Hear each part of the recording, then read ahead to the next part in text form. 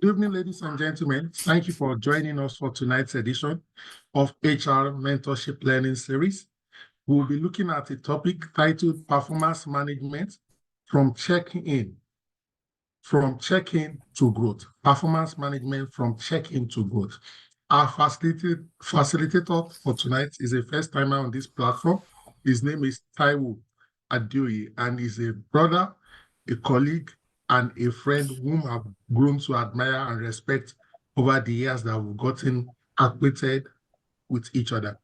I would like to read his profile very quickly.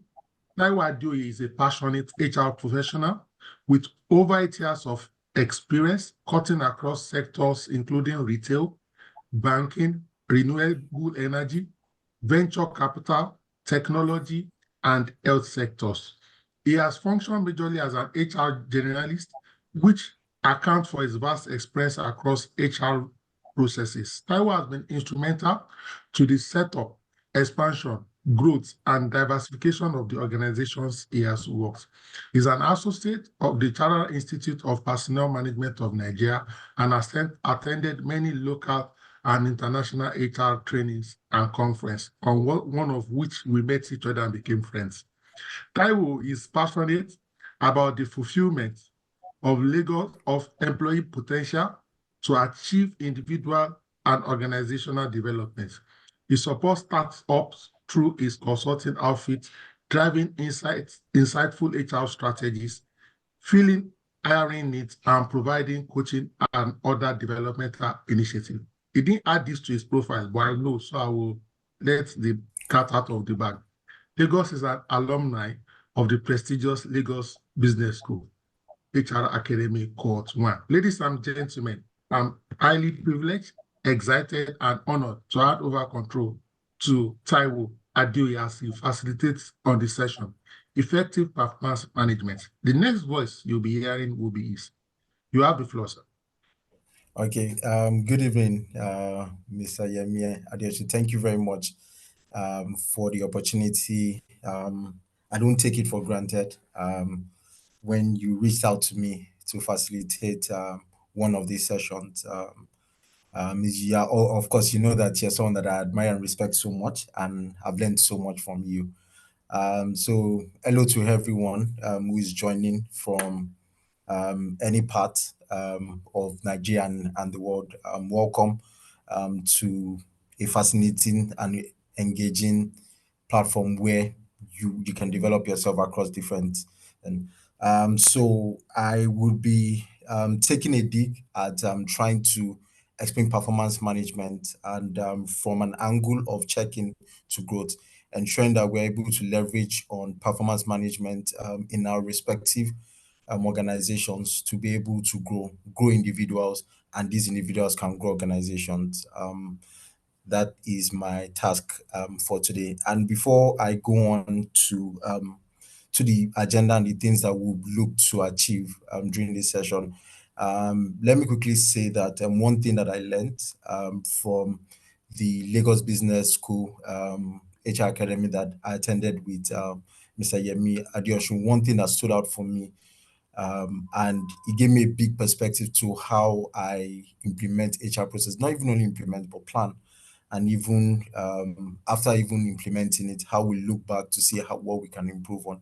It's the fact that there's no HR process that you are looking to plan, implement, that is in silo. And what I mean is this: when you are looking to dive into anything HR related, look at it as with an holistic view.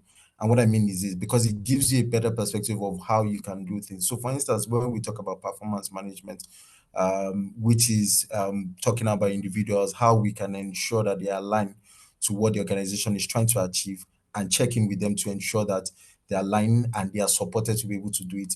When you look at it from all angles, for instance, for learning and development, there's a lot of connection with it. They're all connected, even from recruitment and selection, because depending on who you're able to bring in, whoever you're going to bring in has to be able to achieve or must be connected in some way, directly or indirectly, to what your organization is trying to achieve. When you have that in mind, which is performance management, which is the goal that your organization has set, it helps you to understand that whoever you are bringing in must have certain qualities, and knowing that, okay, when this person comes on board, what are the job descriptions that would align with what the organization is trying to achieve? What is the purpose of reason why we are bringing this person on board? And when you bring the person on board, there's no perfect human. So you're also looking at the possibility that, okay, how am I going to support this person with different learning and development um, initiatives? So just having that in mind, and while I talk through my session, I would also be trying to pinpoint the ways that performance management also align with the other HR processes that we have. So I just wanted to put that out there so that when you are sitting back in your office looking at any HR policy or process that you're trying to put out there, you have that holistic view in mind, saying that, okay, if I implement this process, how does it tie to ensuring that there's no gap into the next process that I'm going to implement? Just let me put that out there so that we know. So we'll go right into the session now. My objective is there are about 6 of them. The first one is, okay, let's take a bit of dive into what performance management is in 2024. There's been a lot of evolution of performance management over the years, and particularly looking at the changes that are currently happening globally as well as in our organizations. One of the first things that I can even think about right now is the hike in fuel price.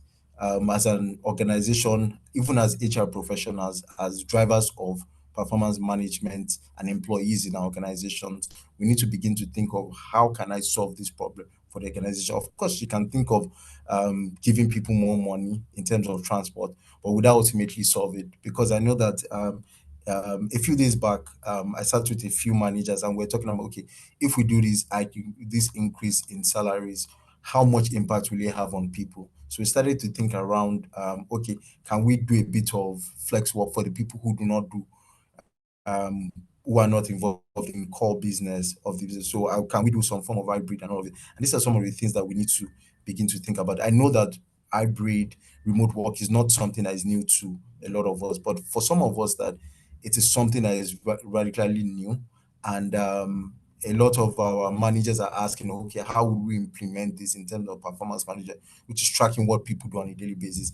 We would take a bit of dive to see how we can ensure that with effective performance management and ensuring that we check in with our people, we're able to achieve this. Because ultimately, what we want to be able to know is that employee A was brought on board. How is the person solving or adding value to the organization in alignment with the goal or the focus for that year? And even short term and mid term. Another thing that I would want us to talk about would be the impact of an effective performance management system. It's able for us to understand this so that we know the different steps that needs to be taken so that we're able to achieve some form of improved growth and high performance for our organization. And talking about that will now be some of the components, some of the key components of an effective performance management system. And we'll be tracking down on some of the things such as appraisals, and just so that we're clear that there are lots of processes that go in before the appraisal and even afterwards. And maybe for some of us, there's a lot of focus on appraisals, reviews, let reviews be done and all. But if the key things are not put in place before those appraisals or reviews are done, there's going to be a gap in the system. And even after reviews have been done, okay, what is the next step? How are we doing it? It's just something that we just do on a yearly basis, and we just say, okay, we have done it for this year. It's nice to do that. We have done, take it off and move on. No, what are some of the key components that would ensure that our people are performing optimally? That is one of the things that we're going to be looking to achieve in this third objective. And the fourth one would be implementing. Okay, we have talked about some of these key components. How are we going to implement? What are some of the practical things that we can do, leveraging on technology to be able to achieve something that would be beneficial to the organization and to the individual? And lastly, would be driving growth through performance management. What exactly is performance management, and how can we directly connect it to the growth of the organization? Yeah. And lastly is that we're going to be taking some questions and just sharing with one another some of the experiences that we've had and how we can improve on performance management in our organization to drive growth. Okay, so I'll be going to the next slide now. So if you have questions, you can put it in the chat box. And after this session, there'll be a time for us to have questions and answers where we can rub minds. Okay, thank you. Okay, so I'm going to start my presentation with this quote. When I saw it, it was very powerful for me, and because he hit a certain chord for me, and I will just read it out. Is by someone who was referred to as the father of management. That's Peter Drucker, and he said the only difference between an organization and the other is the performance of its people. And before I just go into it, I think that if the host would allow me, I think I would just want to hear what one or two people think about this quote. How does it relate to performance management? Is there anything here that strikes us? Does it tell us of how much power we have as human resource professionals to be able to drive performance in an organization? Or is this just a mere quote to you? It would be nice to hear from one or two people, if I'm allowed, before we go into the session. The only difference between one organization and another is the performance of the people. And when you're beginning to think of this quote, think of what your organization does and think of a direct or indirect competitor. And think about, for instance, maybe your financials, customer base, and different things, the metrics that you have for success that can be regarded as success in your sector, and look at your company to another company and begin to think of it in that light. Does this strike anything? Does it get you thinking about anything in particular?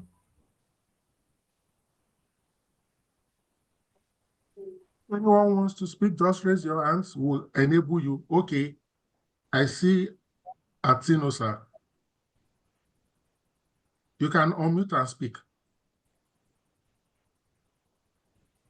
Good evening, everybody. Good evening, our amiable lecturers for the day, speaker for the day. Okay, regarding to this quote, we said the only real difference between one organization and the other is the performance of its people. So what I understand by this quote is that what differentiates, let me say, organizational A from organizational B, regarding of their product or what the service they offer to the people, is how they relate their products, how the staff relate their product to the user. That means how am I going to put it this way now? How they go about the organizational goal and objective to make sure that how they go about the organizational objective to make sure that they get the goal. You understand me, sir? Yes, I do. Thank you. Thank you. That's how people in the end are able to meet the organizational goals and objectives that have been set up. Yes, thank you for that. Do we have an opinion? It could also be something you don't necessarily have to agree with this quote. Do you think it has anything to do with performance management? Do you think that people are the real drivers of performance? Or do you think it's technology?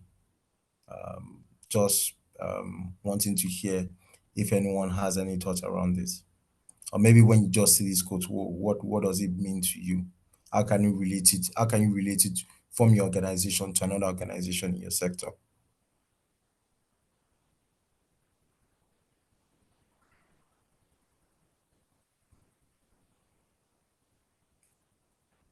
Okay. So as we save time, and if you have any, so I'll just quickly run through it. What struck me when I saw this. So for me, Just a minute, I will. Okay. Ginika too would like to chime in. Ginika, Okay. you have the floor. Ginika, please have the floor. Okay. Good evening, sir. Good evening. Good evening, everyone. Quite insightful. I mean, we are enjoying today's section. So I think for me personally, this quote from Peter Drucker is actually very reasons with me, because for me, I think most definitely among other other points like DI and other culture, organizational culture, one of the most important thing that, like Peter has said, that strives one organization to another is the performance and management of its people. So I support this quote, sir. Thank you. Yeah, thank you, Ginika. Thank you. Like our two amazing participants have said, I'm very spot on. The people are the center of any organization. And that is why some people would refer to them as talent and even resources, just like all of the resources of any organization. Because these resources are what would ensure that we're able to meet our customer needs and whatever purpose the organization has been set for. And when you look deeply at this quote, what it simply means is this, and I'm going to apologize ahead of time if what I'm going to say is going to sound offensive, because we might have people who work there and all, but we have to be able to tell each other the truth. So let me use two organizations for instance. So let me say Globalcom and an MTN. They're both doing well in the telecoms industry, but one clearly has more revenue, more customer base, has better service than the other. And in the end, when you pinpoint all of the things, you can say it's this, you can say it's that, you can say one is an indigenous company, you can say another is an international company. But in the end, when you look at it, the ultimate truth about it is the performance of its people. And I would want to relate this a bit to football. I know you see, for instance, like a Messi or a Ronaldo in a team, you typically see that the team are doing well, not only because that person is a superstar, but because they're able to rub off their own great performance, their great attitude to work, and all of that to the people around them. So it simply tells you that if you're able to properly manage the performance of the people on your team, you are able to perform and grow your organization and make it a superstar organization. That's simply what it means. It means that as HR professionals, there's a lot of control, a lot of power in our hands. I know that we get it a lot to say that, Manuel doesn't listen to HR and all of it, but there's a circle of influence, there's a circle of control that we have. No matter how rigid, how non-flexible, how you would say that the management doesn't listen, there's certain things that we have control over. And this statement just alludes to it, to the fact that if we're able to properly manage the performance of our people, we're able to grow the business. We're able to grow it from when you look at okay, we're running on Q3 now. You soon start seeing revenue, profit before tax of banks and all of that when you publish it. And when you see it, when you see like a GTCO and some other banks, you can see the difference in it. And ultimately, it's because a GTCO has been able to properly manage the performance of their people, and that solely rests on HR. Yes, there are other indices that can support it, but the underlying factor of it is managing the performance of the people. And we would want to just talk through that. Okay, we've been saying managing performance. What does it really mean, especially in 2024? What does effectively managing the performance of our people? Because if we're talking about, okay, this person is doing well, how have we been able to measure that this employee A or employee X is doing well? It's because we're able to manage it.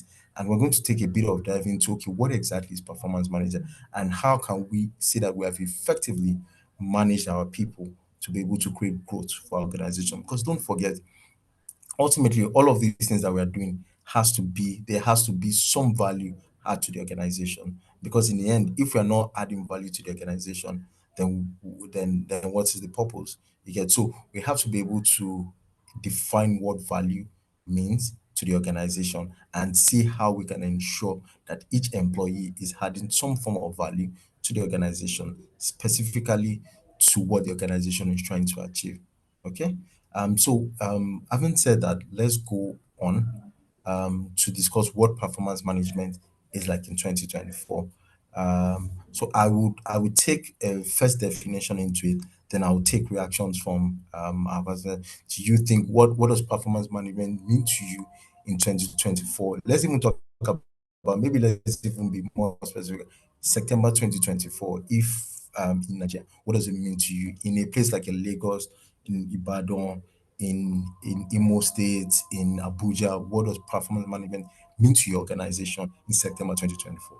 I'll just quickly take a quick definition, and we can just and talk about it. So first of all is the fact that no matter how we want to define performance management in 2024, we need to understand that there are constant changes that have happened. Only when we look at this year, 2024, there's lots of things that have happened that have directly impacted our organization. And even if we leave the organization out of it, that have affected our people.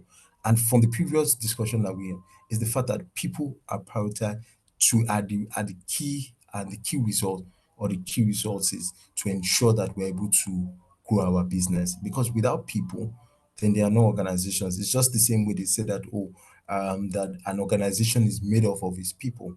It's some collection of all of the people are what makes the organization. It's not the building. The technology would help us, would support us to achieve our own, make us more effective and all of that. But ultimately, the people are the ones who didn't. So a lot of things have happened in the last 9 months that have affected us. So that change means that if there's a change in that, our organizations have to also adapt to this change. And in adapting to these changes, the processes that we run, the systems that we run, the policies sometimes we run have to change as well. And that is how it affects what performance management is in 2024. And in thinking through all of that is the fact that I remember a lot of years back, you just hear end of the year appraisals or end of the year reviews. That's usually what you hear a lot of. And people have realized that you wait that long to give someone a review. There are one or two things. First is the fact that the manager might have forgotten if he or she did not document it, or even the person getting the feedback might have forgotten about it. And that is why there's a need to constantly check in on people. Because if you don't check in on them and say, okay, are there challenges that you are currently facing that I can support you with? Because ultimately, if we're able to do this, it means that we're able to achieve some form of growth. And don't forget that if we're able to grow our employees, like we have said, they are the key resource of our organization. If we're able to grow them, then it means that we're able to grow the organization, which is the value that we need to add. Because as HR professionals, we need to begin to see ourselves gone are the days, and this is also one of the changes of the evolution, is that HR has stopped being a cost center, if you allow me to use that, but we need to begin to add value in some way. And we need to be able to gather the right data, analyze it, and be able to tell a story so that the management is able to make informed decisions so that we're able to add that value. And that value has to come from the fact that there's a change that has constantly happened. We're adapting quickly to those changes. We have to sometimes even be proactive to be able to adapt to those changes. And the ultimate goal of it is to be able to goals have been set at the beginning of the year, financial or calendar year, and we need people to be able to achieve them. So how are we ensuring that people are doing what they need to do on a daily basis to achieve that? So that is very key. So you can see lots of changes have happened over the years, from annual reviews, end of the year, to real-time feedback, continuous and ongoing feedback that has greatly affected what performance management looks like in 2024. Another thing that we have to talk about is the role of technology. We have technology. I know that at some point there was a lot of fears about the fact that we have AI. Is it going to replace people's jobs and all of it? But when you think ultimately about it, technology is supposed to support us to get our work done, make us faster at what we do, ensure that we are more innovative around the things that we do, and even ultimately helping us to add more value in what we do. You have technology adding up on your phones, on your laptop. You can even upskill yourself. You can be better at something. Even in terms of the processes we run in HR, technology has been able to play the real part of it, and specifically even in terms of performance management, technology has been able to help us to effectively manage the performance of our people. And also is when we talk about collaboration and performance management, I don't think would be complete without talking about collaboration, because we need one another to be able to achieve the things that we need to do. Employee A has been given a target or a performance to achieve this. Without another employee in another department is not able to achieve it. And this collaboration is even the biggest part for us in HR, because we work with all of the departments. So it means that we have to be able to first even foster our collaboration within our team, as well as among other things. And this collaboration, I'll also link it in terms not only to performance management, but to other processes of HR. Because if we're able to link them, it gives us a better result of what we're trying to achieve. And ultimately, it's the fact that evolution begins, because this change that we have seen that is currently happening will continue to happen. So how are we being proactive around leveraging performance management that we currently have now. I'm beginning to think ahead to say that, okay, I remember that when COVID happened, a lot of businesses were not prepared for it and all of it. So I think that is a challenge for us, that when we see ourselves as HR professionals, let's not look only at what obtains in our current environment. Look beyond. Sometimes take a dive, look at what a country is doing somewhere. I know that, and when you even look at some of these things, it was interesting when I heard that there are also countries that run 3 or 4 days work week. And sometimes when we as HR heads, the biggest is just a big problem for us. And when we think about it, how we put manage will people be able to achieve what they're supposed to do? And we cannot phantom it. But we need the workplace started, because when countries, I remember that you hear remote, you hear hybrid in foreign countries, but now it is things that I'm sure each and every one of us, if we are not working in an hybrid structure or in an hybrid or remote structure, we have 1 or 2 friends around us. So it means that this thing is beginning to happen with us. And now a lot of people are talking about 3-day week, 4-day week. And what they ultimately do is that, okay, you clock in 40 hours. If you're able to achieve that in 3 days, then you're off for the week. You get so for us in HR, how we beginning to think of how we can leverage performance, because performance management is ultimately the way that we're able to go around this bend of evolution that is happening around us, which is something that we need to begin to think about. So, in thinking about performance management in 2024, these are some of the things that, in doing my research for this session, that I thought about that we need to begin to think about. This change is happening and it will continuously happen. How are we leveraging performance management to ensure this happen? How are we ensuring that we are leveraging even technology and collaboration within our team to be able to ensure that we are effectively managing the performance of our people, ensuring that they are getting real-time feedback. So before I go into some of the definitions that I'm able to put together for what performance management looks like in 2024, I think it would be great to hear from also 1 or 2 people what performance management means to them in 2024. And maybe we can even be more specific around September 24 for you in your organization. What does it mean? I know that we're rounding out Q3, so we have Q4 to go. And I know that there's a lot of running around that, okay, especially for the people, the organizations that do end of the year, end of the calendar year appraisal, you're beginning to think, okay, what are we going to do around this and all of this? But there's a lot of panic, but we need to begin to ask ourselves the question that, okay, have we effectively managed our people? Or what we are just rushing to do right now is just, okay, let's just review what people have done. How much support have we been able to provide for people to ensure that they excel at that performance that we're trying to check for? So it'll be great to hear from people as well. What does performance management in September 2024 look like for your organization? Are there some of the things that you guys are beginning to do differently? Are there things that you're beginning to think that, oh, we need to tweak? Are there things that you're thinking that we need to put into consideration as we currently do perform? Because let's forget, performance management is far beyond performance review. Is an ongoing process that happens day in, day out.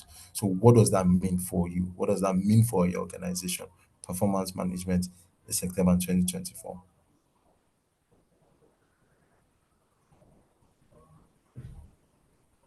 If you like to contribute, kindly raise your hands so that we can unmute you. Um,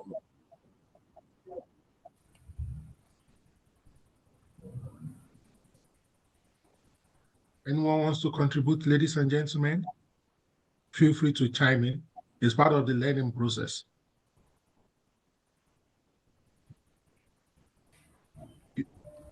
You may want to continue, Taiwo. If anyone raises their hands at any point, I'll let you know. okay, thank you. Okay, so I will take first from what performance management in 2024 looks like. Performance management is an ongoing process, which means it never stops. It happens every day in our organization. Whatever we are doing or not doing is impacting what performance management is. If we are not doing anything on a daily, on a weekly basis towards performance management, that is also a strategy. It's a negative strategy, but it's something that is not being done. So every action and inaction on performance management directly talks about what our performance management strategy is. So a performance management is a process that involves is an ongoing process in which managers and employees regularly communicate to assess, to review job responsibilities. And I want to just stop here because job responsibility we need to understand here that performance management actually starts from defining what the responsibility of each individual is. Because, for instance, if our organization A is a produces soft drinks and all, we will not be eyeing someone who directly doesn't have anything to do directly or indirectly with the production of Coca-Cola. For instance, for let's assume that we don't have any carpentry work to do, we will not be hiring someone to do carpentry work for us. Imagine that there's already a misalignment. So it just clearly shows you that there must be a definition of the responsibility of each of your employees to ensure that it aligns directly or indirectly to what the organization is trying to achieve. So when you assess it and you review it on a daily basis, because also don't forget that there are changes that constantly happen. Someone was brought in to do this, a product or a service, and the service doesn't happen again. Are you telling me that the person's job responsibility in terms of his job description remain the same thing? If you offer 5 services and you had to take out one service for one reason, or maybe you had to outsource it, and if you have someone on your team who still does that responsibility and is still stated in his job responsibilities and even in the person's expectation, there's already a misalignment. So it means that performance management starts from individuals. Yes, it starts from the top in terms of goal setting, but it also starts from the bottom in terms of what each individual is supposed to do, because there must be that alignment. So see it as a way that in defining the responsibilities of the people who work with you, there's a need to even review it from time to time to say, does this align with what we're trying to achieve? Does this align with our sector?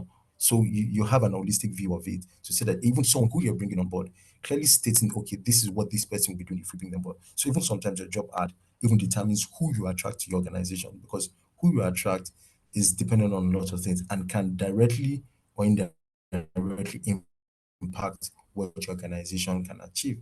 So, regularly communicating in terms of assessing and reviewing the job responsibility of the employees is very key. And not only that, but also the expectations. What is your expectation? Yes, the responsibility has been put in place, but the expectations, and I'll put the expectations to meet KPIs, which are key performance goals. What would indicate, for instance, that employee A, this is his or her job description, but what has he or she been tasked to do in terms of expectation for a quarter, for a month, or for a year? And when you clearly define that, how has the person been able to perform? How has the person been able to do regarding that? How we're assessing it, how we're reviewing it on a constant basis. And when we're able to do that, when we identify gaps, what development strategies do we put in place to fix that gap? That is what performance management is about. And the goal for performance management in 2024 now is it has gone beyond policing people. It is about supporting people. It's about supporting them to be able to excel at what they do. And the goal here is to empower employees, and that is why, because if your performance management in 2024 is not empowering your people to be able to do the best that they can do, then you need to find a way to tweak it in some way. It means that you're not effectively managing the performance of your people. Because if they do not feel empowered to perform at their best, they do not feel like they can impact their own performance, then it means that it is not effective enough. And not only for them empowering them to be able to perform at their best, but also aligning their efforts to the employee's strategic objective. Because, for instance, if as an employee, if you cannot tap on employee A to say that what you do on a daily basis, how does it hit the bottom line? How does it hit the what we are trying to achieve this year? If the person is not able to answer that question, then the person is not even empowered with enough knowledge to be able to do his work well. Because if the person understands that this is how my job ties to what we are trying to achieve, the person can also take initiative. The person can also be innovative to say that, okay, this is what I need to do. That sometimes, and that is why sometimes maybe we struggle when you hear someone say that, oh, this is not in my job description. Maybe the person doesn't even have a full grasp of what he or she is meant to do or what the organization is even meant to do. So if your performance management is not, people cannot align what they do on a daily basis, the efforts they put in to be able to achieve what the organization is trying to achieve, then there's a gap there. And lastly, is it must be able to create a positive and fulfilling work environment for everyone. Positive, why? Because there will be feedback, positive and both negative. But the way you coin your feedback in terms of constructively, And also when you're telling the person that, okay, this is what you're supposed to achieve, but this is what the gap is. How are you communicating to the person on a regular basis to say that, okay, this is what you need to do, and this is the support that I'm going to provide for you? That has gone beyond criticizing someone to making it a constructive feel, because you're telling the person that, okay, I acknowledge that these are the things that you're doing well, and these are some of the things you need to improve on, and this is how I want to support you to be able to do that. And that gives some form of fulfillment for everyone. It's when you know that your manager has your back, when you know that this person is not micromanaging you, but trying to have your best interest at heart, because they're trying to empower you to perform at your best. You get, and they are ensuring that you align what you do on a daily basis to what the organization is trying to achieve. This is what effective performance management should look like in 2024. Empowerment for our people, and like aligning in and an alignment of what they do on a daily basis to what the organization is trying to achieve, and the creation of a positive and fulfilling work environment. Because let's not also forget, there's a popular saying that culture is strategy for breakfast on a daily basis. You get, so, and this last part talks about the culture of the organization. Because if your culture is not positive and fulfilling, if people do not feel empowered, if people cannot align what they do, if that's not what the culture is, then whatever fantastic strategies that you have put out there would be dead on arrival. Okay. So as I talk, if you also have anything that you want to chime in on maybe you want to enlighten on, or maybe for instance, even if you have a contrary opinion on this, please feel free to raise your hand. Okay, so I would go on to a deeper dive again to performance management, which describes the attempt, and I really like this because it makes it very simple. Let's forget all of the big English and see what performance management is, which is to maximize the value that an employee can create, and that creation of value has to be in alignment with what the organization is achieve. And he also states that it's not a single activity. So it's not that, okay, we sat down together, Taiwo, this is how you have performed, and that is it. No, but the idea is how is Taiwo, how we creating processes to ensure that Taiwo is able to maximize the value that Taiwo brings on board. And the truth is that everyone has a value that they can bring on board. Everyone has a talent. So performance management is seeing, identifying those talents and how they relate to what the organization is trying to achieve, and marrying it and empowering Taiwo to ensure that based on those talents he has, helping him to develop it to ensure that he's creating value. So it means it's something that's ongoing. Because also, let's not forget, as individuals, people would describe, or they would say that each individual has four quadrants in there. There's a part that he knows about and everyone knows about. So they can be talents, they can be skill sets that the person is good at. And there's another quadrant who that part talks about what the individual knows about himself, and which a lot of people, maybe nobody, knows about.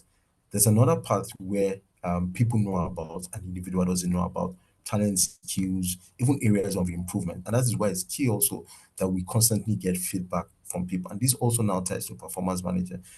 And that's why it has to be an ongoing process. Because, for instance, you need to be able to encourage your line managers, the managers that you have in your organization, because they are the key stakeholders of performance managers.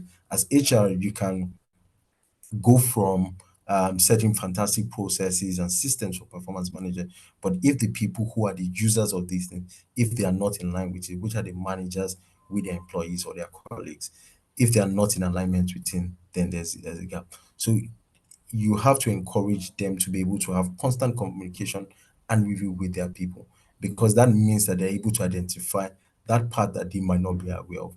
And there's the last part of as an individual, you're probably not aware of it, and the people around you are not aware of it. And that all now talks about the further self-discovery for people as they move. And I just wanted to digress that too, but it just talks about the fact that there's a constant need for us to communicate with our people, and that communication, that review system would ensure that we get feedback for the things that we can do better, the things that we are doing great, and some of the things that we are not even aware of, and how we can harness those responsibilities, those talents to be able to meet organizational goals. Yeah, and it's very simple, which is to establish objectives to improve our performance, of course, and ensure accountability. Accountability is just ensuring that this person knows that is in charge of this, and you are tracking it. How is he performing? Has he been able to do 10% of it? Has he or she been able to do 20 or 30% of it? Yeah. And lastly, I would try to simplify performance management going around 4 Ps. Very similar to what maybe you'd have in marketing, as I think it's gone to 7 Ps or so of marketing. Now, let's try to see how we can apply that to performance management, which is priorities, people, processes, and practices. These 4 parts, if harnessed properly, can help us effectively manage performance of our people, particularly in an ever evolving environment. Priorities, first of all, and this also is something that I will encourage us to do. You can just do a random survey, just walk into your office, just chat someone up, and just say, okay, what do you think our focus for the year is? What do you think our strategy for the year is? What do they understand it to be? If a large percentage of your team do not know the priorities of your organization, then there's no way you're able to manage their performance effectively. You get so, and it's not only about communicating or setting those goals, but also constant engagement helps to also remind them, and that is where we put in check-in. Because when you're checking in with your team members, you're also telling them as line manager. It's one of the things we need to put in place to constantly say that, okay, this is what we are trying to achieve. This is how far we have gone. It gives people a mindset of, okay, this is how far we're going, and this is what we need to do more. Because it also encourages them, it gives them a motivation that, okay, if we've been able to eat maybe 60-70% of this, we were able to do 70%, then we can definitely do 30%. But it's very important that people understand the priorities of the organization. There has to be that clarity around it, and they have to be able to, even if it's just one, two, or three. And I remember when I was learning about OKRs, and the facilitator was very specific about the fact that don't set too many objectives. And OKRs is just also another way that we can manage performance. And for the people who are familiar with it, because objectives are just basically, okay, what you set to achieve for the year, maybe a big goal for the year. And the advice was, don't make it too many, because when you make it too many, people tend to lose focus on it. But if it's just very typical, maybe 3 to 5 maximum, you're able to tell people that this is our focus for this year. Is it to increase customer base from, and you have to be able to clearly say what it is. Okay, we are currently on 2,000 customer base, customer, and we're looking to grow it into 5,000. People understand that. It's very simple. Try to simplify it as possible. What the priorities of organization is, it stems from that into the revenue target. This is what we are trying to achieve. We're trying to bring up another new service. Make your priorities as clear as possible, as simple as possible for people to be able to digest. When they have that understanding, if we go back to what we have discussed, they're able to align what they do on a daily basis to it. And that's an effective part of performance management. And when we talk about the people are the resources. They are the ones who have to be in alignment with these priorities. These priorities have been set and all. How are you ensuring that you understand it and you understand what they need to do or what their responsibilities to achieve these priorities for the organization? And the third part of it is that processes and systems have to be put in place to ensure that there's that alignment with people. So such things as performance management processes has to put in place. Are you going to do strategy sessions? Are you going to do monthly operational meetings where you talk about, okay, this is how far we have gone, and these are some of the things that we need to do to achieve them. So processes and systems have to be put in place to ensure that people understand what they need to do. There's an alignment. They understand what needs to be done and how they can achieve it. And the last part we will practice with, again, would be what we talk about in terms of culture. Your culture has to be in alignment with what your priorities are as an organization. Because if there's a misalignment, of course, again, the strategy will be flawed. And these 4 Ps are great key into, if we're able to harness these 4 Ps, they'll able to there'll be a way that we can effectively manage the performance of people in 2024. Thank you. Okay, so I want to quickly run through some of the impacts of an effective performance, which a lot of us know, which sort things as higher employee retention. When people understand what they need to do, they understand what their alignment is, it helps them to understand what value they bring on board. And we all know that you tend to stay in a place where you feel valued. You get, and that even ties to employee engagement, which is your emotional attachment to your organization. If we're able to put a set place in place, so it just also shows you how the different processes of HR align with one another and are connected to one another. We're talking about performance management, and we can see how it impacts, for instance, an employee engagement, how it impacts retention. And because you're able to retain your people, as well. It builds a better culture for you. It even helps your organization to perform better.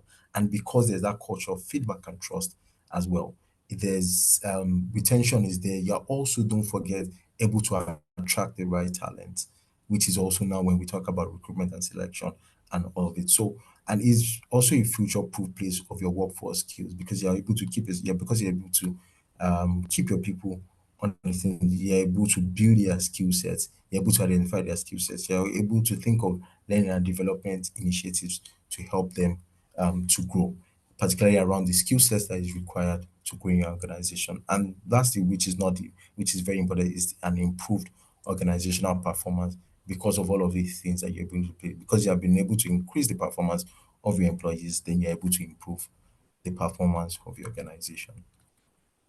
Okay, and also these are just also some other if impacts of how, if we're able to manage performance well, how they would impact our organization, and some of the things, some of the benefits they can have on individuals. So which is, first I'll just quickly run through, which encourages teamwork, collaboration, and communication, which is very important.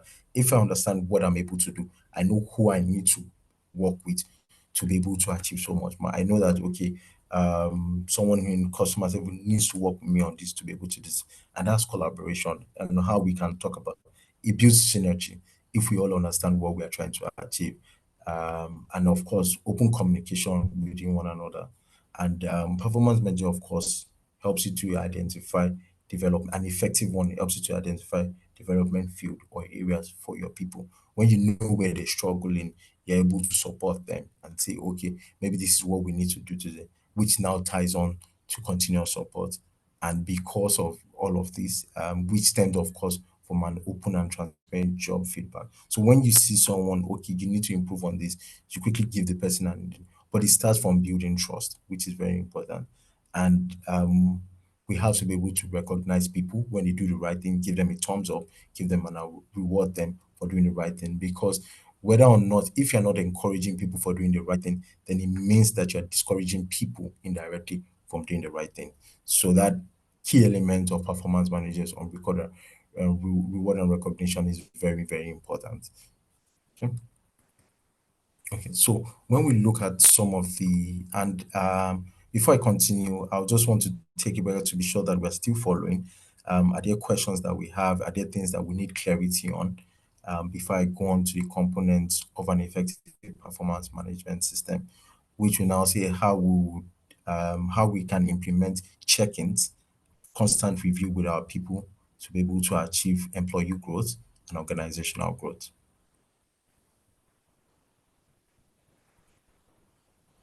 Are there questions or any part of my session so far that you need clarity on?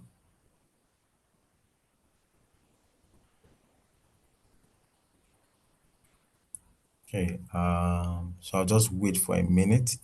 If I don't get, You can I'll just, continue. You are doing well, sir. You can continue. okay, thank you. So these are some key components, and this does not necessarily cover everything. But in preparing for this session, I just felt like if I'm able to put these key components in place for whatever performance management that we currently have, and maybe you can just also look at it as we speak through it, you can begin to identify some of it in your organization. They don't necessarily have to be called this, but when I run through them and tell you some of their purposes and what they are I think set to Inji do. Deka wants to say something. Inji Deka, you have the floor, please. Okay. Okay, good evening, Ineke, everyone. you have Good evening, sir. I wanted to ask a good question evening, on Ineke. the key components of an effective performance management system. So you talked about the performance Okay. management policy. Please, I would like to ask how, like, what are some of the things that can be included in the policy? Also, that's my first question. No, I want to ask the second one, so I don't forget. So what Okay, are no some of problem. the components that can be, some of the things that can be included in a good performance management policy? Then the second question is the appraisal. This appraisal, does it follow a particular method? Is there a particular document that should be used for the appraisal? Because we recently had a new head in my organization, and she insists that where she's coming from, they use a balanced scorecard for their appraisal. So that's what she wants used for our own appraisal, which to me doesn't make so much, I don't know, it doesn't sound so well, but I'd like to ask, is it something that can be used during the appraisal process? And if yes, how can it now be used? So those are my questions, sir. Okay. Yeah, I'm thanking Nika. So I will start with your second question, which is around appraisal. So you had said someone had come on board and she said she wants to use balance scorecard, and you had felt like it doesn't make sense. Is there a reason why you don't think it can work for your organization? Well, because principally my organization is a real estate firm. Now, the most important department for them is the sales department. And I know that the balance scorecard actually brings out the financial, internal and some other competencies. But then again, I feel like it's not going to reflect everything that they need to be doing, because I know that the performance appraisal should reflect mostly the person's job performance. I know that for the salespeople, it's all about making sales, yes, but what's of somebody that is bringing money to the organization but leaving the internal structure toxic? What happens in that case? How do you evaluate it? So I felt like it should not just be the balance scorecard, except there is a way to manipulate the core cards that would still go on and show these other aspects of performance that are not just financial. So that was what I felt like. Even though I didn't bring it up yet with them, but I want to know before I bring it up because my performance appraisal week starts tomorrow. Oh, okay. Okay. Thank you, Neka. So like you said, of balance scorecard, but it's not the only component. There are also part like internal processes, customers, and even the last bit is customers' internal processes and the financial part of which are four components. You get, so it's not only retailing, but it's not only aligning with the financials. So you have salespeople who bring in, for instance, they have a revenue target. So the financials can speak to that part. But in terms of, okay, internal processes, how are they, what's the alignment to those processes that you have? There's also another way you can look at it. And you can even talk about customers, which can be internal or external. They relate with people, external customers, excuse me, and they are also internal customers, which is also another way to evaluate them. Okay. So, and yes, and even how are they developing in something? When you look, for instance, okay, what their performance was last year, and that's the last part, which is like learning and development for them. You get, so these are four parts of balance scorecard. We doesn't only talk about the financial part of it. So balance scorecard can still be used. I don't know, maybe there's a document that I can maybe share with you after this that will give you an aspect, but it just gives you that it is an holistic view. It doesn't only talk about the financial part of it. And even for the people who are non-sales related, you can begin to look at their financial part of it. It doesn't necessarily have to be revenue. It could be in terms of, okay, a budget has been set for them, how they've been cost effective around it. And people who now indirectly work with the salespeople to be able to achieve these goals, you now want to be able to. I remember there was an organization, for instance, that I worked in. It was a microfinance organization. And what we had done is this: even for HR, we had financial targets, and it wasn't like because we were told to bring in money. But what we had done is to say that, okay, in terms of recruitment, we know how salespeople can be. Their attrition rate can be very high. They can just sometimes just abscond. And once again, my apologies to anyone who is who is in the sales field or who is a salesperson. I know, but it's just some of the metrics that we have been able to identify. And for that particular sector and that organization, we noticed that these people were on and off. And so what we had said for HR, for instance, that we have financial target, because if we're not able to bring in marketers or salespeople in time to be able to fill up roles, when we open up a new branch, do we have salespeople on ground to go and eat the market and bringing revenue. So we're not taxed with saying that, okay, we need to bring in 1 billion, but we're taxed with recruitment in alignment with financials. So there are different ways that you can tweak it in a way that would apply for. So for instance, for these salespeople, you want to also look at maybe sometimes some part of maybe their cultural alignment with the organization. These are some of the other things. Are there culture, for instance, or values that you're trying to promote in your organization? For me, I'm one of you that believe that if you want to promote something, then you should put it on your performance appraisal metrics so that people are conscious and deliberate about trying to hit that target. So I don't know if that answers that for you, but if I'm going to summarize, is the fact that balance scorecard can be used in your organization by focusing on the other parts of balance scorecard apart from the financial part of it. And even financials can also be tied to non-sales related people, depending on how you take it. But like we always say, it has to be something that's very specific, very measurable, of course, because for us, and I don't know if that HR example for financials, you understood it, because they're the ones that are solely responsible for bringing money. We bring in people who will bring in money. So when you now start to think of, okay, time to hire these people, and not, it now begins to, okay, if it's taking too long, then it means that our score for financials is beginning to drop.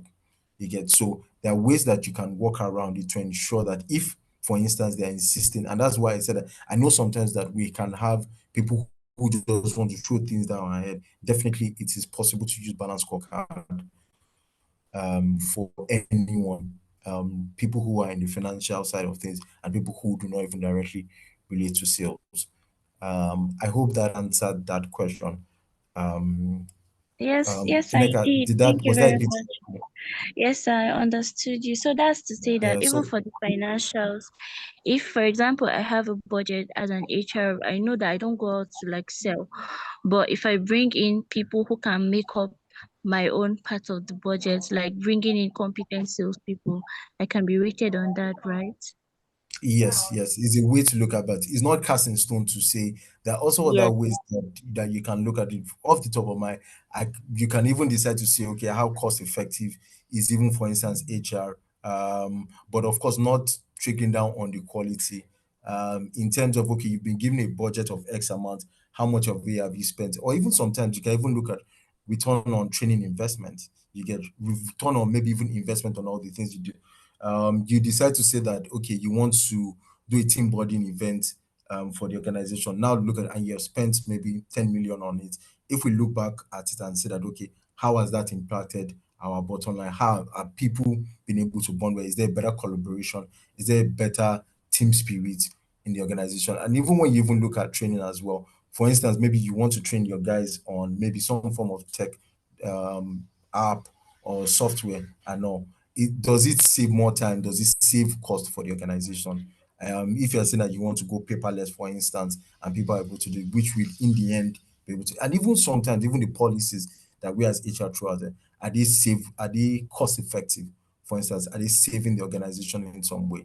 These are some of the ways that you can play around the financial bit of but I just use that recruitment bit because it's something that we had used personally and it worked effectively. Again, that gave us in HR that time, especially us, that a lot of us that were focused on recruitment that time, it gave us a perspective that we need to know that for every day that we don't fill up a role for the organization in terms of particularly sales guys, we know what that financial impact is in the organization. That's a 1 day less for us to meet our financial target. Thank you, sir. So I don't know, maybe you can reach out to the host. There are lots of materials around working around balance scorecard that I believe that you can leverage on to implement it if they are saying that, okay, that is what you have to use. Okay. Okay, So sir. we'll leave all other questions to the end of the session so that we can conclude on time. Thank you. Oh, yeah, okay. Yeah, thank you. Okay, so let me quickly talk about policy that Ineka had asked about, which is the first part. So which is very important that we design a performance management policy, because people need to be able to understand that, okay, what is performance management to us as an organization? What are some of the things?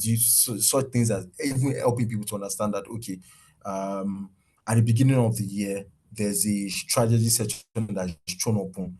Do we want to use OKRs? And for me, OKRs have been very fantastic for me. And I say this because what OKR helps you to do is that it first helps to bring people together in an organization to say that these are our objectives for the year. And now let's now think of, okay, these are objectives. For instance, our objective is to be able to hit a revenue, increase our customer, or increase our revenue from 1 billion last year to 1.5 billion this year in a space of 12 calendar months. So, for instance, in 2024 and all of it, we now sit together. So, what are the key results that we must achieve to be able to achieve this objective? What are some of the key results that we must see to be able to achieve this objective? So, for instance, for us to hit our revenue target, if we had a customer base of 2,000 that we're bringing in 1 billion, it only makes sense. We either do one or two things. We either say these 2,000 people can continuously bring us more revenue, so maybe upscale to them, sell more services to them, or anything, or we can say let's move our customer base from 2,000 to 25. So one of our key results, for instance, will now be, and this is all sitting together to look at. So usually when this happens, there's a lot of brainstorming to say that this is not right, this is right, and all, because key results are basically things that you must see happen for you to ensure that, because they keep in line to say that we're hitting our objective. So you want to look at maybe things that maybe you pen down things like increase customer base from 2,000 to 25. And when you now have that, you know that that's a year, that's an increment of 500 customers. You can now break it down into quarterly to say that 500 divided by 4, I think it comes to about 125 or so. So it means that per quarter, you must be able to hit 125 new customers, and which is assuming that you're able to retain the previous one. So without 125 in one quarter is divided, can also now be divided into 3 to say that we must hit about 40 or 42 per month. That is you just looking at. So for me, and maybe pardon me, OKRs has just been very good, because when you're able to now break that down and now you understand the key results that you need to see to ensure that you're in line with your objective and all of that, you're now able to look at, okay, as a department, how will we ensure that we're able to retain and increase our customer base. And when you now break that down, you can now break it down to individuals to say that how you're able to do this. So it is key that we design policies, and policies are just basically things that tell us that, okay, this is what our process will run like. Do we want to run a quarterly performance appraisal system? What are some of the things if someone is, for instance, is unsuccessful in 5 of his or maybe 3 out of 5 or his targets for the year? What happens to the person? How much support are we going to give? At what point do we say that, okay, the person goes on a PIP and all of this? So policies, basically, I think they're the foundation of a company, because it gives everyone a perspective of what happens from time to time. It's just like you communicating what the process of performance management is, and you're casting it so that you're not just changing it, you're not just changing the goalpost as you wish. The idea is just design something that can work for your organization. So like Ineka said, a policy should have been put in place to not just say that, okay, at the end of the year, you're not deciding, what performance appraisal review system should we use? A policy should have been put in place to say that, okay, these are the things that we'll put in place. These are some of the things that must happen before the appraisals happen. Are we going to ensure that on a quarterly basis or on an annual basis, we review people's JDs in alignment with what we are trying to achieve, and some of those things and all. So that's why it's just best that they're not only designed but frequently reviewed, because this performance, there are also some organizations that also, when you think of things that you want to focus on for the year, which is priorities from our previous slide, it helps you to also say, okay, do we want to redefine what our policy on performance management is, or do you want to keep it at this? Because it helps you to create the kind of culture you want in terms of so it's very key that we create a policy, we design one, and we frequently review it. It's communicated and is reviewed as necessary on an annual basis and all of that. And the next part is on goal setting and expectation setting, which is just clearly saying that, okay, this is what we want to achieve for the year, and breaking it down to team level and individual level. And for me, a great example of using that would be on OKRs. And I would want to say that JDs are very important, because JDs tie to what we are trying to do. KPIs also because they are the ones that clearly state that, okay, well, these are some of the things that you would identify for you to know this person is doing well. And your strategies and processes have to be put in place to in alignment with your goals that you have set for the year. The next one is now about progress monitoring. I know, and this is you defining the metrics to say that, okay, for this year, okay, these are the measures of success. These are the things that we want to be able to track on a daily basis. And if we now go back to the objective I put out to say that grow our customer base from 2,000 to 25, and I now broken it down from that extra 500 to now go on a quarterly basis of 125 and on monthly basis about 40. We have to be, because we have been able to define what that is, we're able to say from week one, because 40 there, let's assume for a 4-week month, we know that by week one you must have done 10 new customers, and we're able to track it. And there are different ways we can use that. To use that, you can use Asana, you can use Trello, and even even your simple Excel can be used. But I would encourage more of Microsoft Sheet because it's a live document and everyone can see it. And you're just stating that, okay, these are some of the things that must be done for us to achieve 10 new customers this month. But don't also forget that you also have a customer base that you're also trying to retain. And also you're able to state it down that these things have to be done to ensure, and you're tracking on a daily basis, because you also have to be able to track, okay, not only the customers that you're bringing in, but the ones you are retaining as well. And there are different ways that you can do this. There are some people do daily stand-ups, some people do weekly stand-ups to just check that, okay, how are we doing on the things that we have set to do for the year.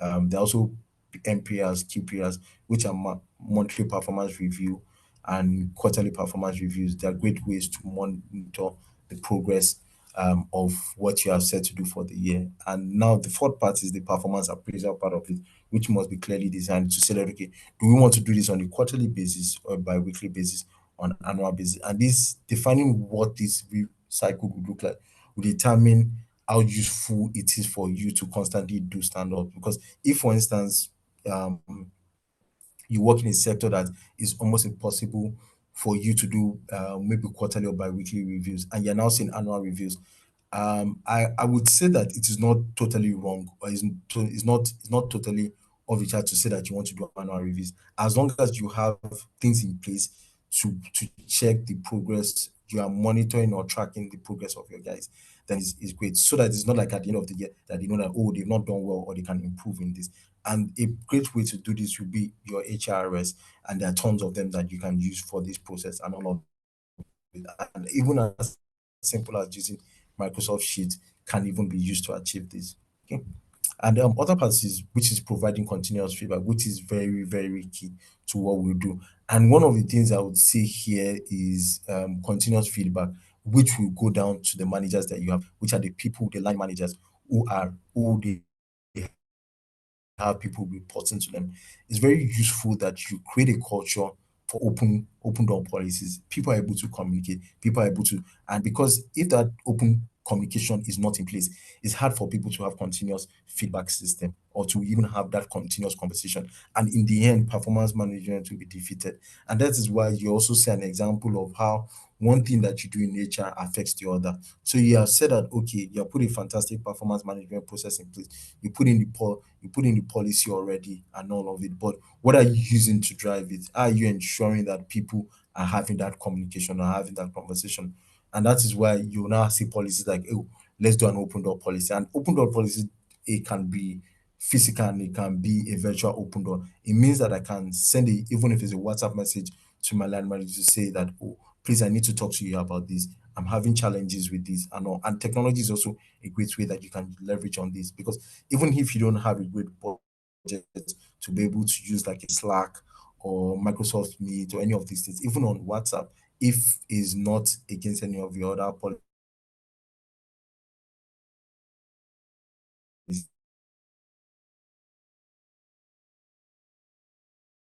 how are you doing? How is it going? This target has been set, and how are you doing with it? And one key thing that I want to mention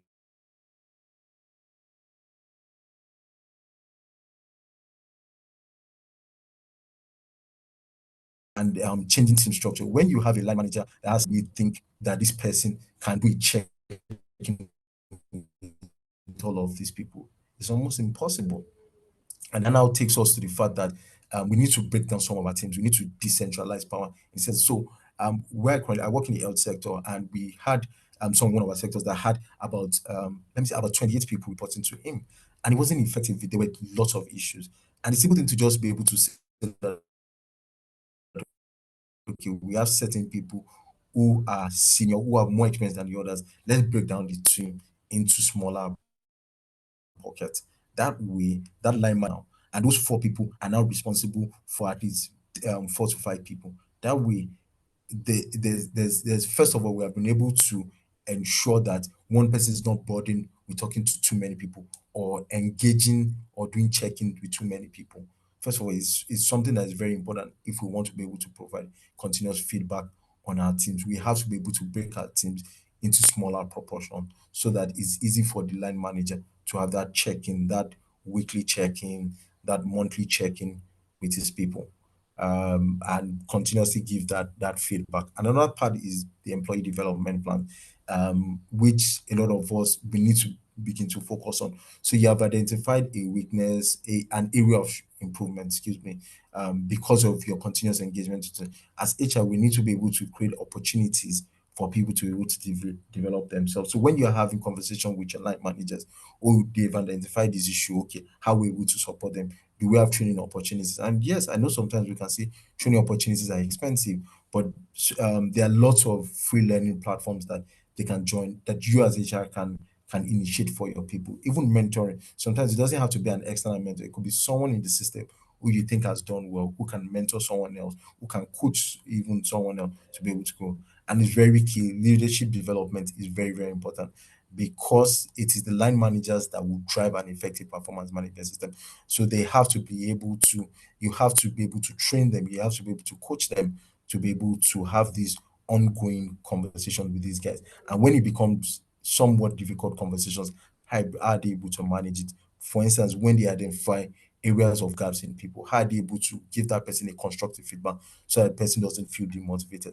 This is very, very important because it helps you manage either ensuring that whatever you're trying to do doesn't become a negative outcome. Yeah, and lastly, like I said, is the fact that we have to be able to look for ways to reward and recognize people who are doing great things. And because if you're not encouraging people, you're indirectly discouraging them from doing the right thing. So if it's annual bonus that works for you, if it's salary reviews, even if it's just employee of the week or employee of the month, that people just know that okay, if I do well, I'm recognized. Sometimes it might not even be monetary or a financial benefit, but just being able to say, okay, Ineka was the employee of the month because Ineka went far and beyond, did this and did all of that.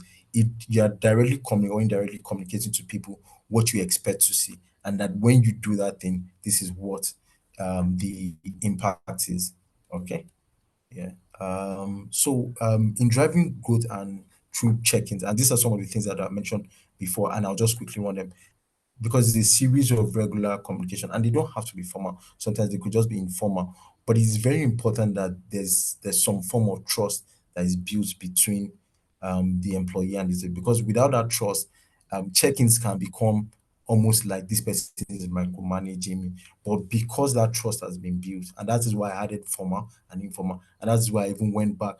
I can even go back to talk about the fact that open communication is very important because that open communication, even having open door policies and encouraging people to speak up, I think is a culture that we need to go. Because when you encourage people to speak up, it means that they know that when things are not going right, they can talk to someone about it. And that is a culture that you want to encourage. Without that culture of having opened up, people being able to talk to one another, people giving constructive feedback, there's no way that you're able to achieve a good mindset on your team.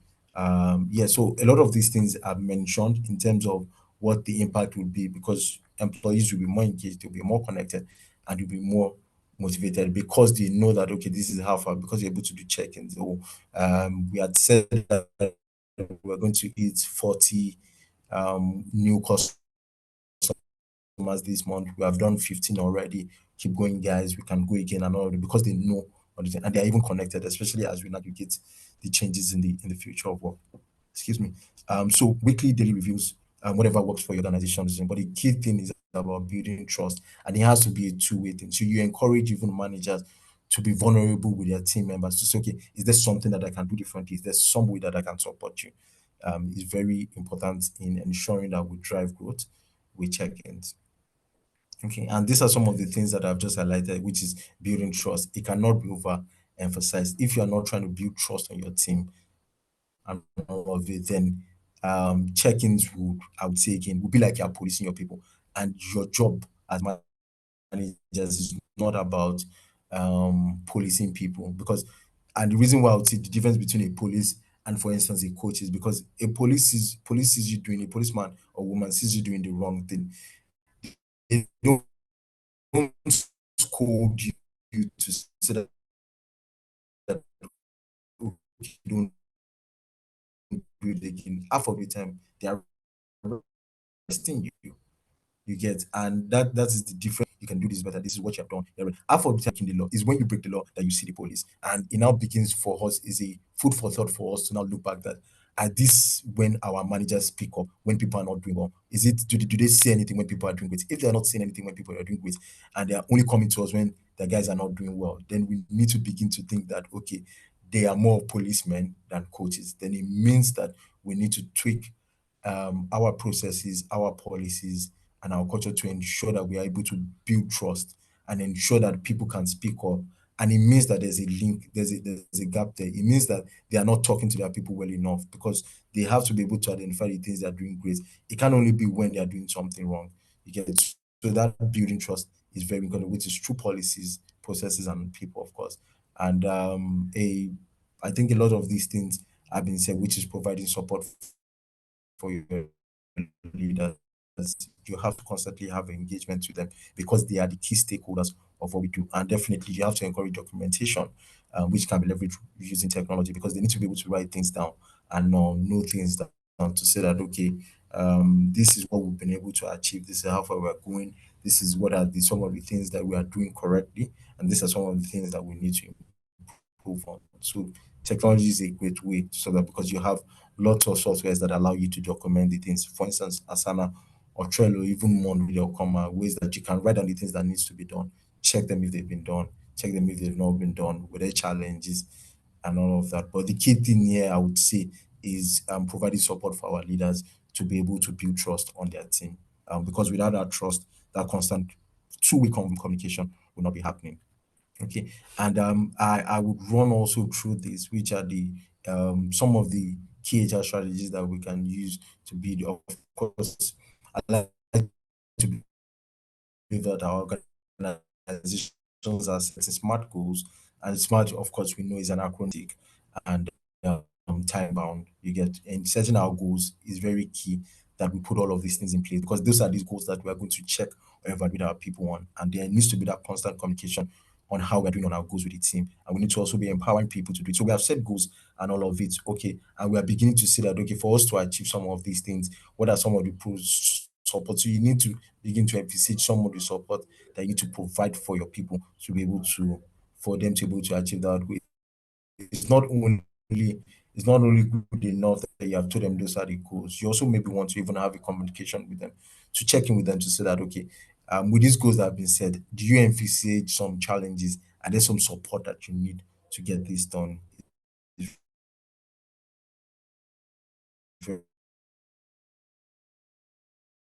And it cannot be overstated, because we, we've spoken a lot about checking, but checking cannot happen what the budget is for your organization if you can not do a big budget and be able to do so. And like, we have access to internet, which is even for your team. That way, it just brings that togetherness and all of it. And that platform also helps you when you put in informal things. I think it's a way for people to also loosen up. And if I feel like I have a good rapport with my line manager, and I can talk about not the so serious things, it means that when the so serious things, really serious things happen, I can also engage him more to say that, okay, this is the challenge I'm having. I think you can support me better in all of these things. It's very, very important. Creating that communication platform is important to ensure that people are doing check-ins to grow. And designing a feedback process, or designing feedback processes, is also another key part of it, and which can be done in different ways and all. So for us in my organization, we do an annual check-in, an annual review system. But what we have done is that quarterly we do a review of performances, which is organization one. But what we are now also done is to tell managers to say on a monthly basis, you need to be able to get feedback from your guys. So even if you decide to say, okay, I don't want to do it on a weekly basis, which we encourage and all of it, during your meetings, the targets you are putting in place, how are they doing, and all of it. On a monthly basis, you have to be able to document it to say that I'm getting feedback on some of these things that have been done. You get, and we have managers now train up reports because it's from those reports, which is also a feedback mechanism. And that's why you see things like MPRs and all of those reports been happening because those reports gives us a perspective of okay, this is what has gone on the team. And when that feedback is now given to the line manager should be encouraged to trickle that feedback down to his team members. And another part which is very important is celebrating small wins and all because it just encourages and motivates people that okay, we've been able to achieve this. And let's give a thumbs up to this team for achieving this. It encourages people to even want to do so more because if at every point in time we know how it can be when you achieve something small and there's that tendency for you to want to play it down and all. But if you hype it and all of it, even encourages you knowing that okay, out of 10, I've been able to achieve one. You already know that the strength that you have to be able to achieve one, you can do two. And gradually you are building some form of growth mentality and mindset on your team for people to know that there are no small wins. For instance, encouraging people that you achieve 1 out of 10, give yourself a thumbs up. Let's see a thumbs up. It's not like we're encouraging mediocrity, but what we're telling people is that it's okay, one step at a time. You get is a great way to create for people to be able to say, okay, this is what I've done. And when you understand what you did to be able to achieve that small win, you can be able to double up on it and get the big wins. Yeah. And which very much aligns with prioritizing the right culture as a strategy because culture as a strategy is something that as HR we need to begin to talk about because if culture is strategy for breakfast, then maybe we need to create a culture or strategy that would counter anything that would affect the strategy. So your culture has to be in alignment with your strategy. You can't see you're thinking about a you want to create open communication among your team and you have people in offices you get I'm not against it. I get that people do different things and they might need a confidential part of but if you can't break down the structure of your then you decide and people are already in offices and all maybe on a weekly basis maybe you want to do like a town hall where everyone can talk together maybe once a week or once a month you want maybe all of the HR team to sit in maybe the conference room and work together and share ideas together. Just simple things like that. As simple as they may seem, they are communicating something to people.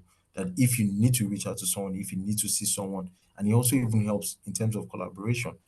Because when you think of the fact that I need to walk if you maybe I need to climb the stairs to go and knock on my line manager's table. That thing I don't want to talk about, I will probably not talk about it.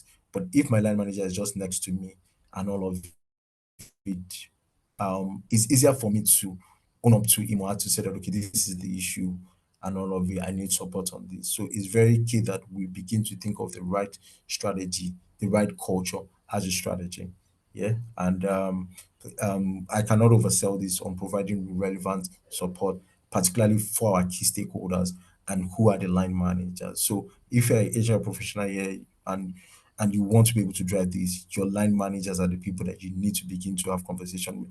Because when you're able to have that conversation with them, they're able to trick it down. So what culture are you trying to sell? Start with them. They are the ones that have the biggest impact on our people and on performance. And lastly is to design an M&E process to track check-ins, which is a monitoring and evaluation. So you are putting this process of people should check in. Do you want them to document it somewhere to say that, oh, I've done all of this checking? Especially if it's something that you're just starting, you want to be able to say, and if there are challenges, okay, is there a way that we can work around it for you? But you have to be able to put a process in place to ensure that so that even line managers are accountable for ensuring that these check-ins happen. Yeah. Okay, so I'll just go to my final thought. I think this is the second to last slide that I have, and all of it that we just want to share. So one of the biggest obstacles, which is also a quote that is one of the biggest obstacles to high performance in organizations, comes from unclear expectations and accountability.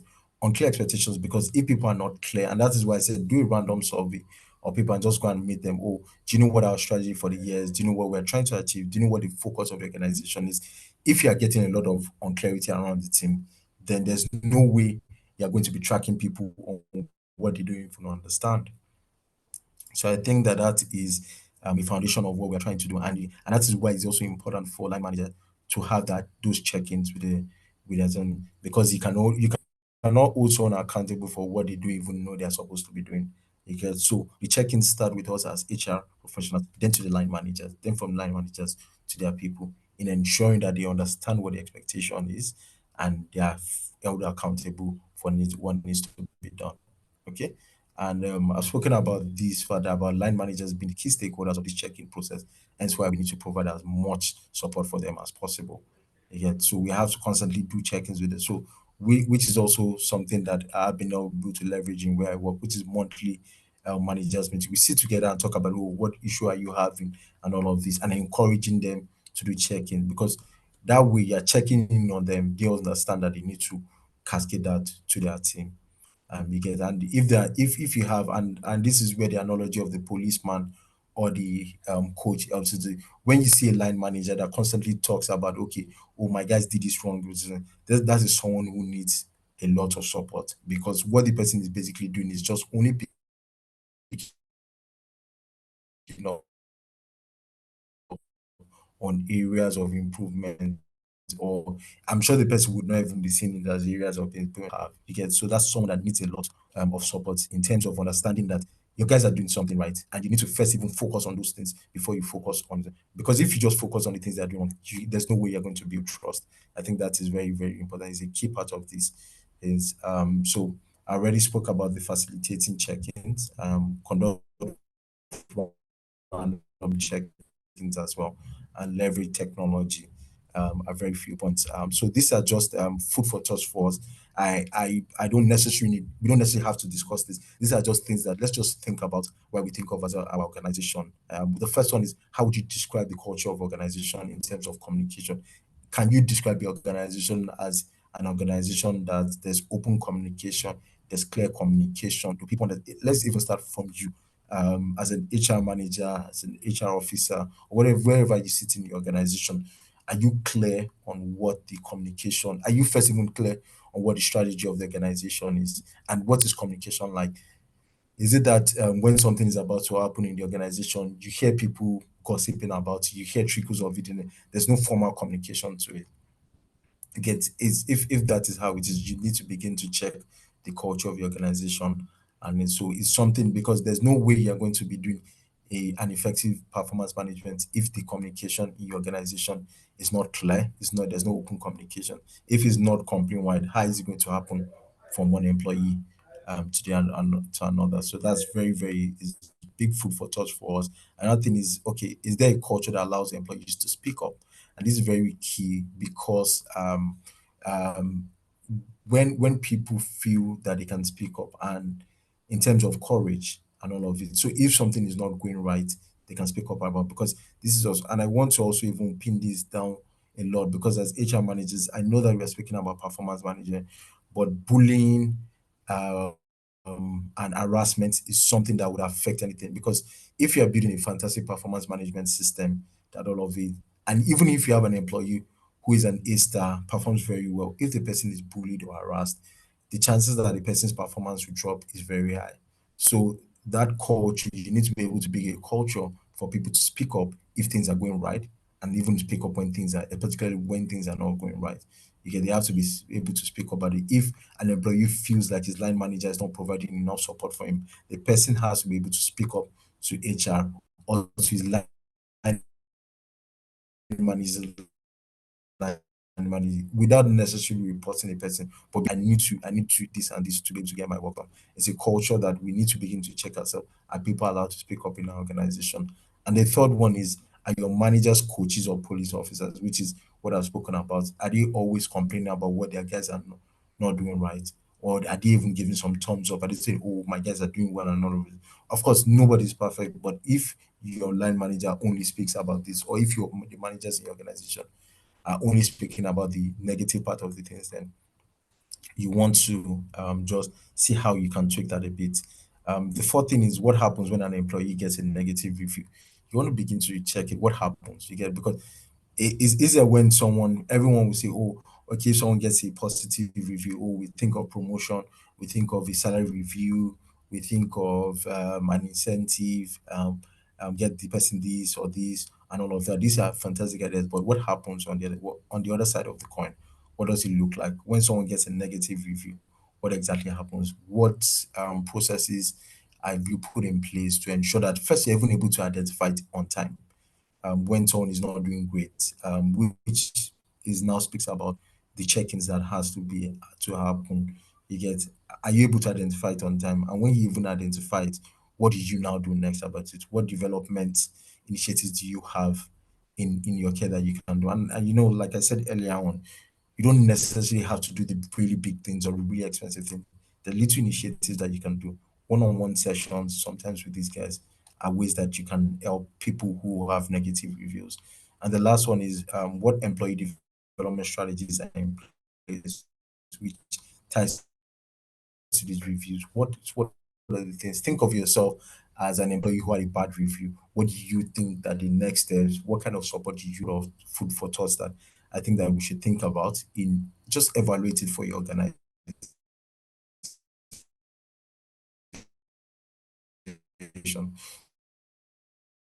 So just leave it on the screen a bit while we get maybe some feedback, some questions, and all of that. I think this is the last slide. Yes. So I'll just leave it there so that you can think. I think there are also other things, but just in a bit to ensure that we are creating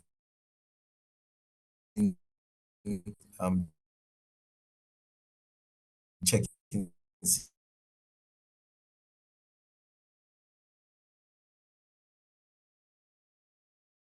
systems and all in terms of the context of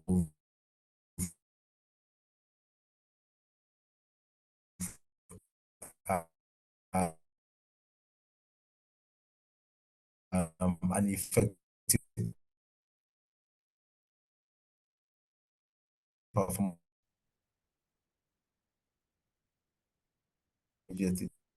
I think these are important questions that we need to begin to ask ourselves, ask about our organizations. Yeah, my time quite a bit, but I hope thank you so much. Over to you. Okay, are you there? Hear me? Thank you so much.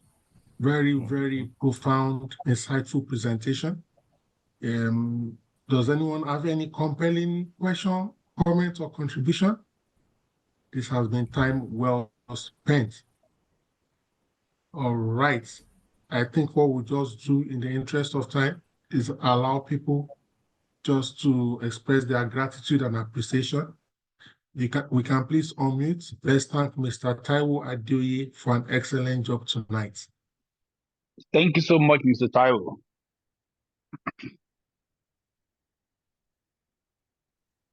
Thank you so much, Mr. Taiwo. Well done. You're welcome. Thank you. Thank you so much, Thank you so much, Mr. Mr. Taiwo. A nice one. Thank you so much, Mr. Taiwo. Thank you so much, This was Mr. Taiwo. absolutely Please, how do fantastic. we get the Well done. documents? So,